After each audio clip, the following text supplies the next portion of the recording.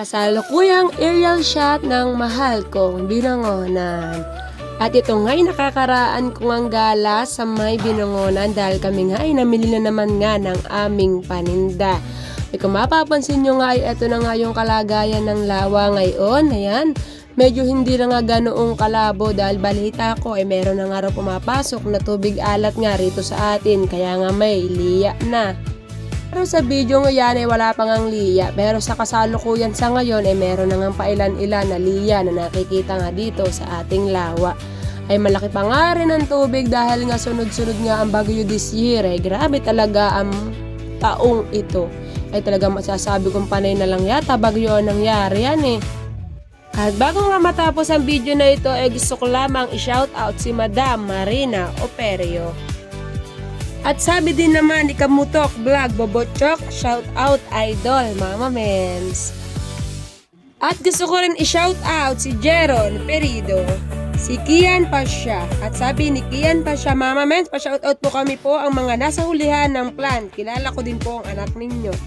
Hello, hello. At shout out ko nga pala si Manong Chris Vlog Idol Panotis from Barangay Pag-asa, Binangonan, Rizal, Villamayor Motor Parts.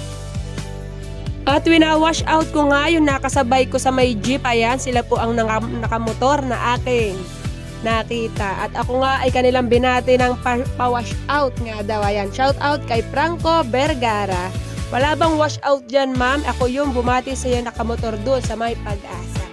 Ayan, at shout out nga sa inyo at ito na nga ang aming lugar dito nga sa may mahal kong Binangonan. Ay si Mama Mans nga pala ay taga-islahan eh, kaya kung mapapansin nyo nga, ayan nga aking ang video lagi ay more on sa isla. Dahil sa isla nga ako naninirahan at doon na nga ako lumakit nagkaisip. Kala kasi nung iba ay ako ay taga-Tanay, pero hindi po ako taga-Tanay. Ako po ay taga-isla. Isla ng Binangonan, ayan. Pero kasalukuyan po ako naninirahan sa may side ng Cardona.